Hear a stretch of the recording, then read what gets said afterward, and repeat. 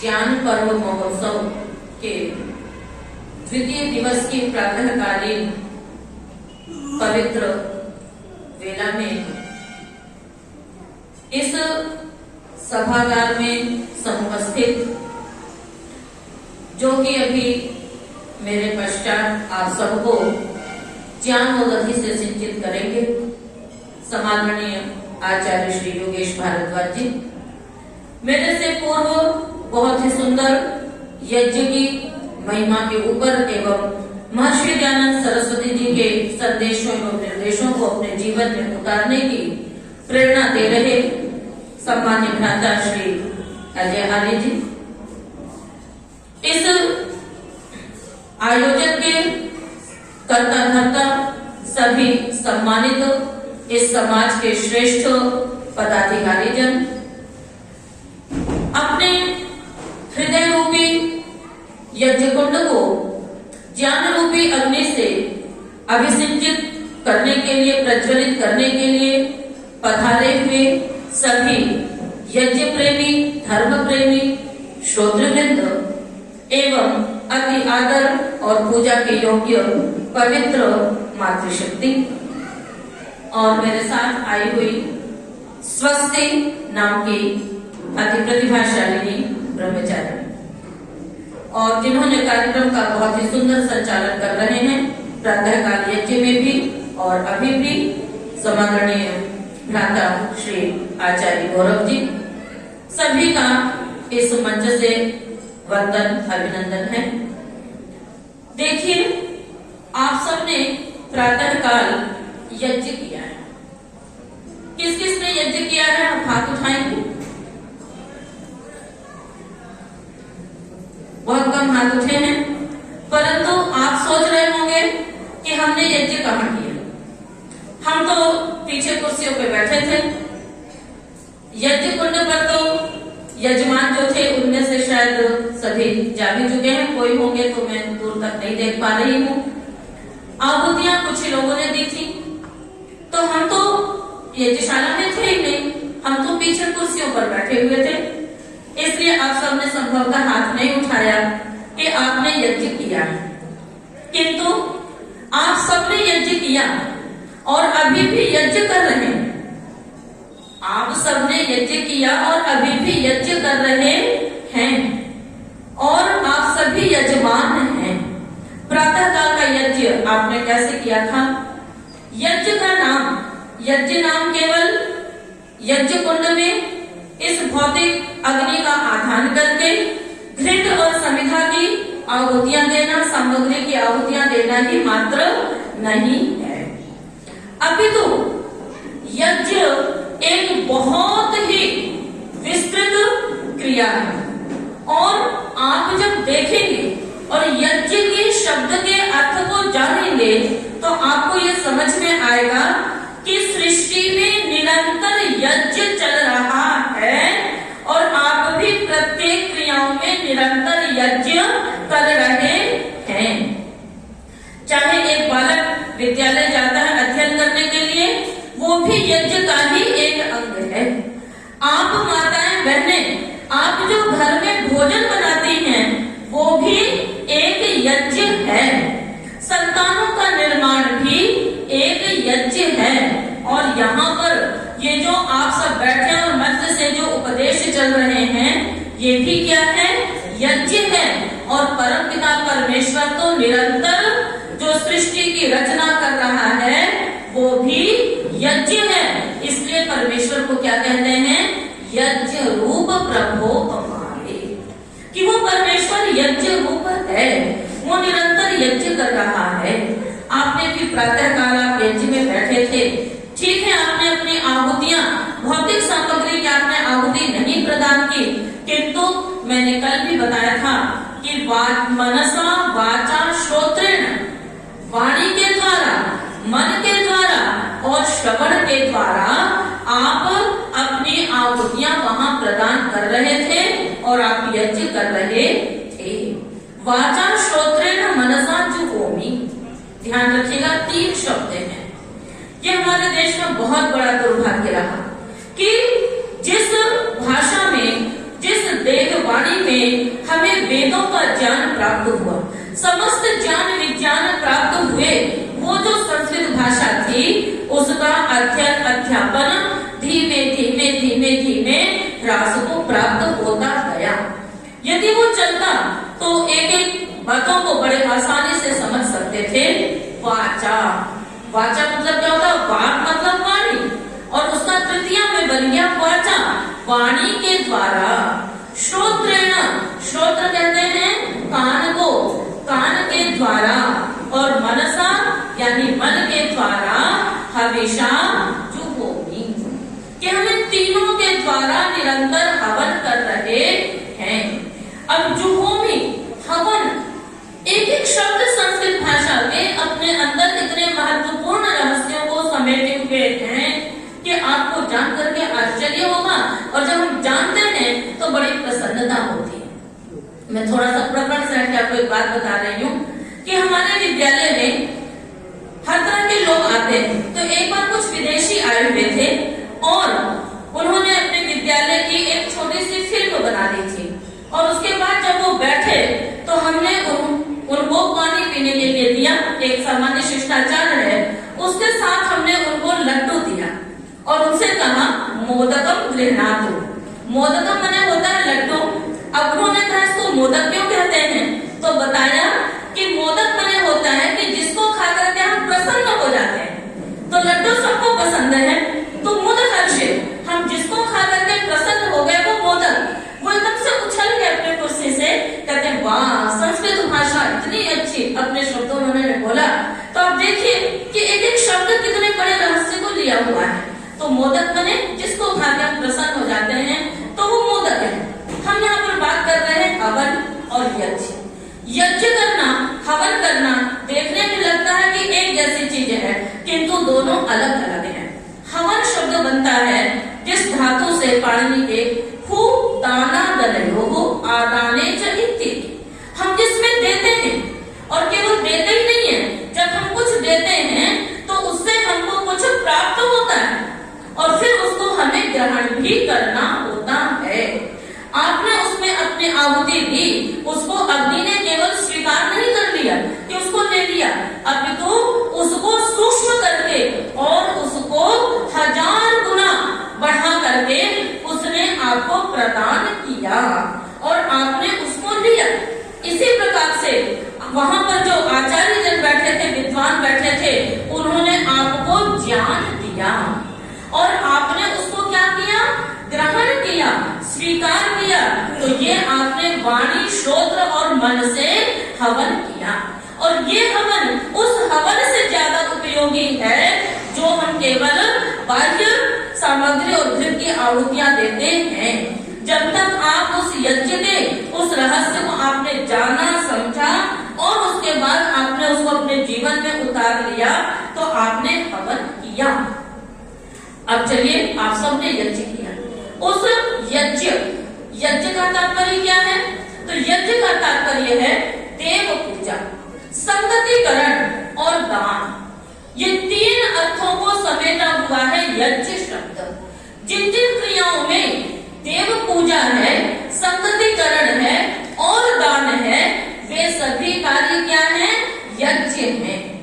किंतु वो सामुदायिक कल्याण की भावना से युक्त होकर के, यज्ञ हम अकेले भी कर सकते हैं, किंतु जब हम उसको समुदाय में करते हैं तो वह यज्ञ महायज्ञ बन जाता है, और उस यज्ञ को करके हम अपना भी उपकार करते हैं और समाज का भी कल्याण करते हैं। तो देव पूजा, उस यज्ञ के माध्यम से हमें अपने को क्या करना है? यज्ञ में बनाना है।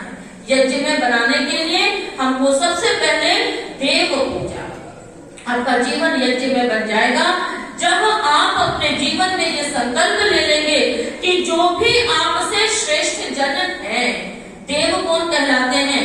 जो कि देने के स्वभाव वाले हैं।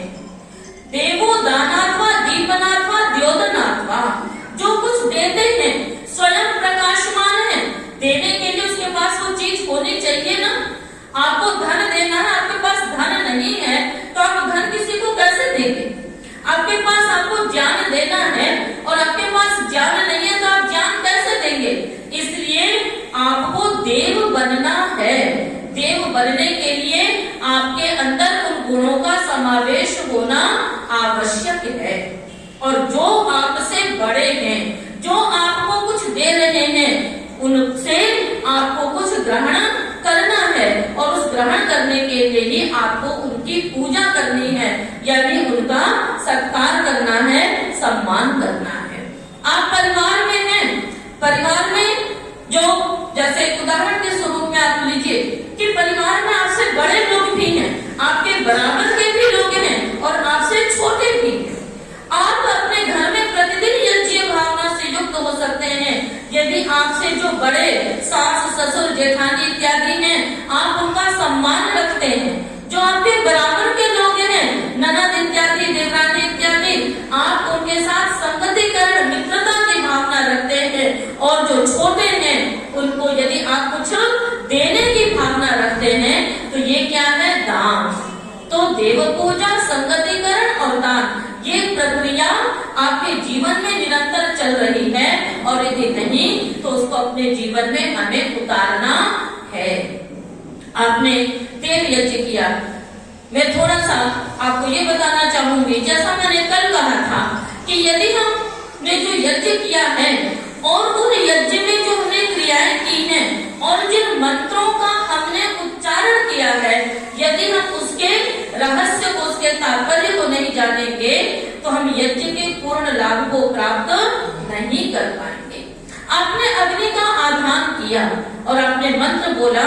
अग्नि का आधान करते समय भूर्भुवः स्वः द्यौरिव भूम्ना पृथ्वी इव वरिम्णा, कितना सुंदर शब्द है।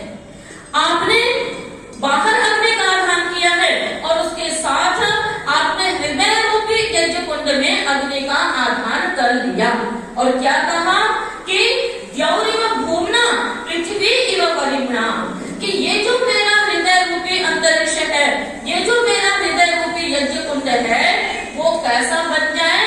जो लोक के समान विशाल बन जाए, ऐसा विशाल बन जाए कि जिसमें अनेक प्रकार के ग्रह उपग्रह उसमें विद्यमान हैं और वो सबको प्रकाश देता है। ये नहीं सोचता सूर्य कि मैं उसी को प्रकाश दूंगा जो मेरी पूजा करेगा, मैं उसी का उपकार करूंगा जो यज्ञ करेगा, मैं उसी का उपकार करूंगा जो मेरी आराधना करेगा। सूर्य ऐसा नहीं सोचता, चंद्रमा ऐसा नहीं सोचता कि मैं उसी को शीतलता प्रदान करूंगा जो मेरी आराधना करेगा, यानी उसके अंदर एक व्यापकता होती है। उसी प्रकार से आपका हृदय भी क्या होना चाहिए? विशाल होना चाहिए। और आगे कहा पृथ्वी एवं वरिम्णा, कि पृथ्वी जैसे श्रेष्ठ है। पृथ्वी कैसे श्रेष्ठ है? वो अति सहनशील है।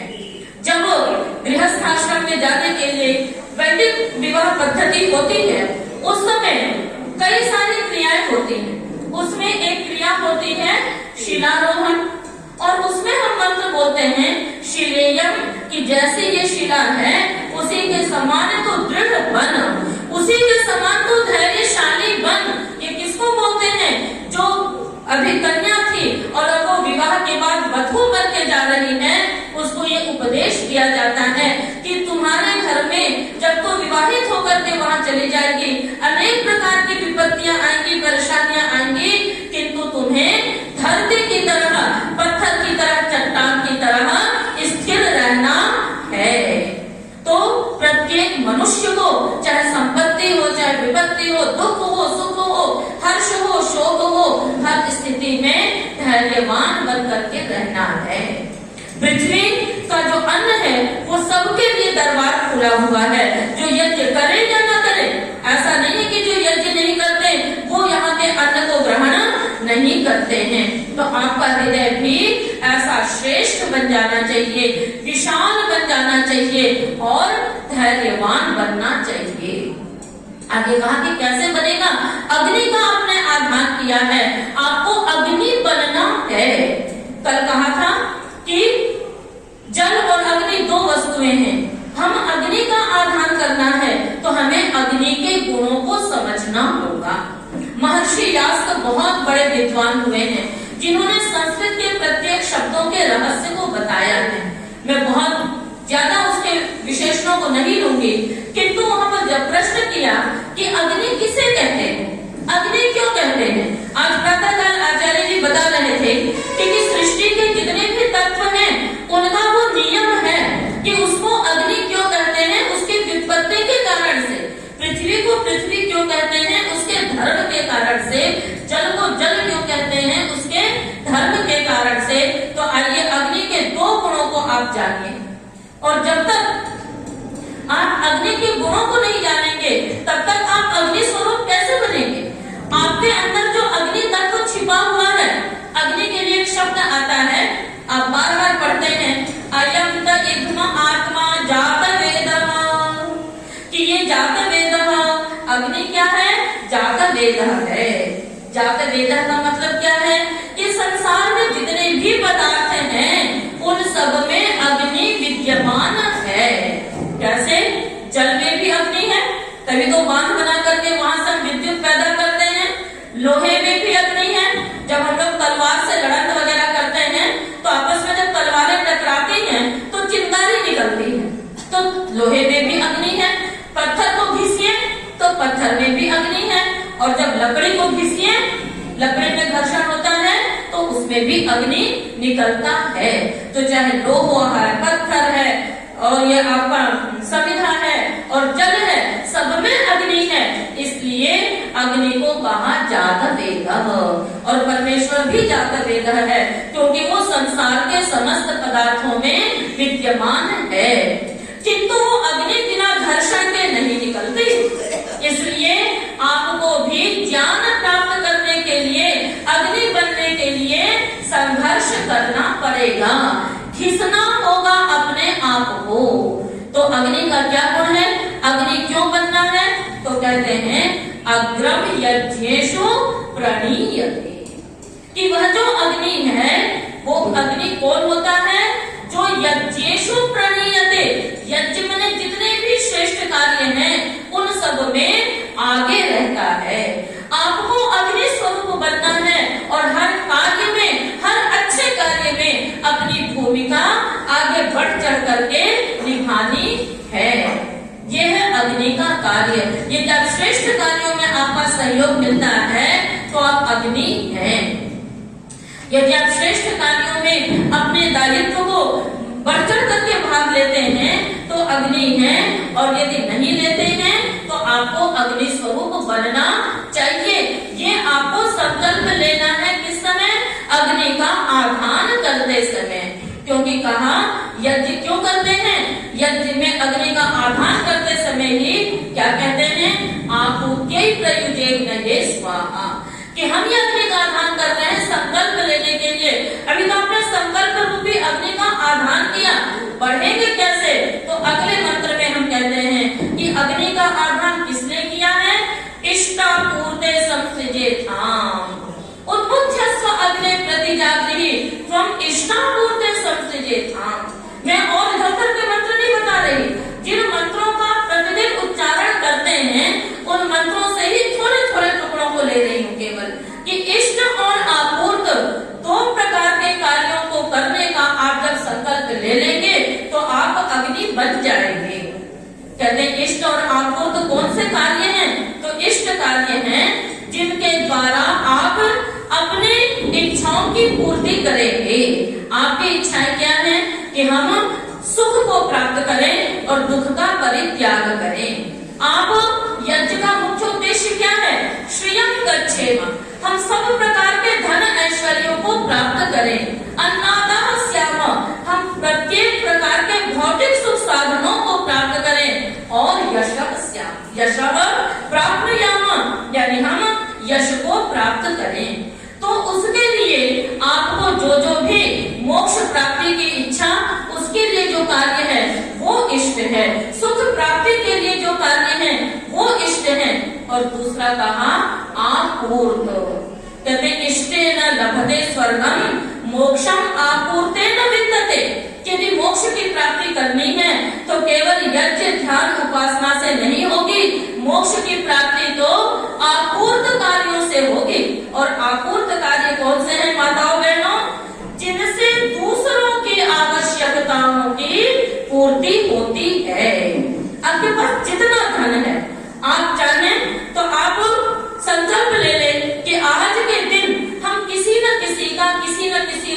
परोपकार करेंगे। एक भूखे को भी यदि आप भोजन करा देते हैं तो ये आपूर्त कार्य है। भगवान यदि आपके पास बहुत धन हो तब आप क्या करिए, आप कहीं पर प्याऊ लगवा दीजिए कि गर्मी में जाते हुए पथिकों को पानी पीने को मिल जाए। और उससे अधिक धन है तो आप क्या करिए, कोई धर्मशाला बनवा दीजिए जिससे कि लोगों को, यात्रियों को ठहरने के लिए स्थान मिल जाए। और उससे भी अधिक धन है तो आप विद्यालय खुलवा दीजिए, उससे अधिक धन है तो चिकित्सालय बनवा दीजिए। और यदि आप ये सब भी नहीं कर सकते तो आपके आसपास जो श्रेष्ठ कार्य कर रहे हैं, जैसे गुरुकुल हैं, ये आर्य समाज हैं, आप उन सब में दूसरों की आवश्यकताओं की पूर्ति के लिए अपने कमाए हुए धन का कुछ अंश निकाल करके उसमें प्रदान करिए। ये आपूर्त कार्य होते हैं। आपने अग्नि का आधान कर दिया और अग्नि आप बने नहीं, अग्नि स्वरूप बने नहीं, जिससे आपको श्री की प्राप्ति होनी है, यश की प्राप्ति होनी है, उन कार्यों को किया ही नहीं तो सुख की प्राप्ति कैसे होगी। तो इसलिए बड़े सुंदर शब्दों में इन मंत्रों में ये बातें कही गई हैं। और अग्नि का एक गुण क्या होता है वो आप ध्यान दीजिएगा, अंगम नयति सन्नममाना। अग्नि का एक गुण होता है कि वो जब प्रदीप्त होता है, जलता है, तो वो सबको अपना बना लेता है। अंगम नयति, अपना बना लेगा। कहीं पर भी आग जलेगी तो क्या होगा, मान लीजिए वन में आग लग गई तो क्या वहां पर जो कांटे हैं अग्नि उसको छोड़ देता है? नहीं, उसको भी वो अपना बनाता हुआ आगे बढ़ता जाता है। किसी भी प्रकार के विरोधी तत्व आए सबको अपने में समेटता जाता है और वो अपने को और प्रदीप्त करता जाता है और प्रदीप्त करता जाता है। आपने श्रेष्ठ कर्म को करने का संकल्प लिया, याद रखिएगा, जो श्रेष्ठ कर्म करने का संकल्प लेगा आगे बढ़ेगा, कदम बढ़ाएगा, पहले उसके विरोधी बहुत सारे हो जाएंगे। अरे ये क्या करेगा, कैसे करेगा, आज कैसे हो पाएगा, कोई आपकी टांग खींचेगा, कोई कुछ करेगा, आपको हतोत्साहित करेगा। आपको घबराना नहीं है। क्यों? वो विरोधी तत्व है, उनको आपको क्या करना है, उनको दूर भी नहीं करना। यदि आपने उनको दूर कर दिया तो फिर वो आपका नुकसान करेंगे। तो आपको क्या करना है, उनको समझा करके, अपने अग्नि गुण के द्वारा उनको समझा करके अपने में सम्मिलित करिए, अपना अंग बना करके और उसको अपने अनुकूल बनाते हुए, ताकि वो श्रेष्ठ कार्यों में विरोधी न बने और अंगम नयति सन्नममाना हो। कैसे आप उसको अपना अनुकूल बनाएंगे? अकड़ करके नहीं, कह रहे तो ऐसा कहता है जा, नहीं, आपको उसके सामने थोड़ा सा झुकना पड़ेगा, विनम्र होना पड़ेगा। ये जल का गुण है। अग्नि का गुण दाहकता है तो जल का गुण सौम्यता है। तो उसके आगे थोड़ा सा विनम्र होकर के, झुक करके, इसीलिए कहा कि जो आचार्य है, जो विद्वान है, वो विद्यावान है और विद्या ददाति विनयम। यदि आपके पास ज्ञान के साथ अहंकार है तो आप विद्वान है ही नहीं। एक बार हमारे विद्यालय में ज्योतिष सम्मेलन रखा हुआ था और वहां पर हम लोग जो अपना वैदिक ज्योतिष है हम उसको स्वीकार करते हैं, किंतु फलित ज्योतिष का हम लोग खंडन भी करते हैं। किंतु उस ज्योतिष सम्मेलन में हम लोगों ने इसीलिए सभी प्रकार के ज्योतिषियों को बुलाया था ताकि वो हमारी बातें सुने। हम अपनी बातों को, अपने सिद्धांतों को यदि एक कमरे में बंद करके आपस में ही बोलेंगे, बताएंगे, तो हमारे सत्य सिद्धांत दूसरों के पास नहीं जाएंगे। इसलिए हमें सबको बुला करके चर्चाएं करनी चाहिए। तो हम लोगों ने विद्वानों को भी बुलाया था और जब चर्चा चली, सम्मेलन हुआ, तो धीमे धीमे वो उग्र होता गया क्योंकि वहां पर वैदिक विद्वान थे और बातें बहुत तरह की उसमें चल रही थी। और वो स्थिति इतने विकराल से होने लगी कि अब तो लगा क्या होगा, क्योंकि वो सभी विद्वान अपने उसमें। और जब फलित ज्योतिष के बारे में हम सब ने बोलना शुरू किया, संचालन का दायित्व तो मेरा था। अब उन सारे विद्वानों को संभालना, तो मैंने एक ही बात कही, मैंने कहा देखिए आप सब विद्वान हैं और विद्वान को अग्नि कहा गया है कि अग्नि के समान विद्वान होता है। और अग्नि का ये गुण होता है अंगम नयति सन्नममाना, कि वो सबको विनम्रता से अपने अनुकूल कर लेता है। दूसरी बात,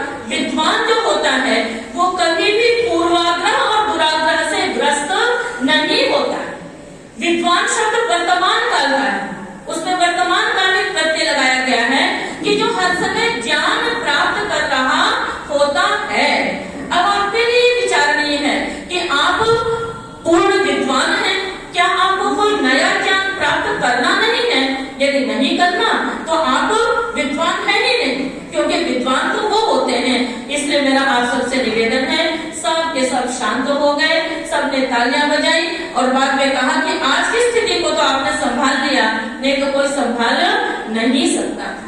तो ये संस्कृत को भले प्रकार से नहीं जानेंगे, वो बुद्ध स्वाद में इस मंत्र को बुद्ध ग्रह की पूजा में लगा देते हैं, जबकि कोई पता नहीं कि बुद्ध को ये क्रियापद है, बुद्ध ग्रह का तो इससे कोई तात्पर्य ही नहीं है। शनो देवी रविष्टय आपो भवन्तु पितरः को शनि ग्रह की पूजा में लगा देते हैं, जबकि वहाँ पर शनि का उससे कोई तात्पर्य ही नहीं है। तो बहुत सारी इस प्रकार की बातें थी, चर्चा चल रही थी कि हमें विद्वान बनना है, अग्नि बनना है, और कोई भी श्रेष्ठ कार्य के लिए जब हम आगे बढ़ते हैं तो उसमें जो भी विरोधी तत्व होंगे उनको हमें अपने अनुकूल बनाना है।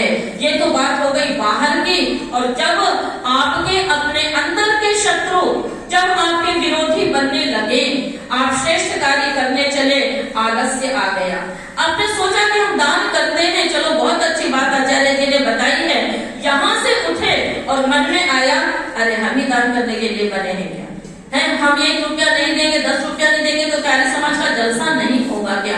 अरे जलसा तो हो जाएगा, काम भी हो जाएगा, किंतु उसमें आपकी भूमिका नहीं हुई, यह गलत हो जाएगा। इसलिए आपकी वो भूमिका रहे। इसलिए आलस्य, प्रमाद, क्रोध, ईर्ष्या, द्वेष, इन सब दुर्गुणों को उस अग्नि में भस्मसात कर देना है। तब जाकर के ये दुर्गुण भी आपके जो विरोधी बन रहे थे, आपके नुकसान के लिए हो रहे थे, वो आपके अनुकूल हो जाएंगे और तब जाकर के आप वस्तुतः अग्नि तत्व से युक्त हो जाएंगे। इसी के लिए कहा था यदि वीरो अनुष्यात अग्नि इंथितमत्यः, आप अग्नि के गुणों को जान करके उन गुणों को अपने अंदर धारण करने का संकल्प ग्रहण करें। तो यह यज्ञ की एक मैंने बहुत व्यापक और आत्म कल्याण के लिए उपयोगी और जो सामाजिक कल्याण के लिए है उसके पक्ष को हमने कुछ शब्दों में आपके सामने रखा है। शेष चर्चा हम अग्रिम सत्र में कल करेंगे। तो आप सबने मेरी बातों को बड़े ध्यान से सुना है। इसको केवल सुनना ही नहीं है, श्रोत्रेण कर लिया, वाचा हमने किया, श्रोत्रेण आपने किया, और उसके बाद उसको मनसा, मन में धारण करके और फिर उसको दूसरों को देना भी है, ताकि इस यज्ञ का विस्तार हो सके। हम लोग एक नारा बुलवाते हैं, यज्ञ की अग्नि जलती रहे।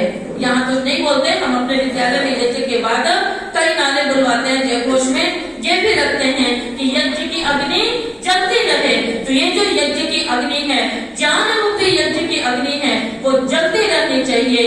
तब महर्षि दयानंद सरस्वती जी के द्विजन्म शताब्दी उपलक्ष्य में आयोजित ज्ञान पर्व की सफलता होगी। इन्हीं श्रेष्ठ संकल्पों के साथ हम अपने वाणी को यहाँ पर विराम देते हैं और आपसे यह आशा करते हैं कि आपके हृदय में ये ज्योति जलती रहे और उससे दूसरे लोग भी प्रकाशित होते रहे। इन्हीं शब्दों के साथ धन्यवाद। आप सबने बड़े ध्यान से सुना, अनुशासन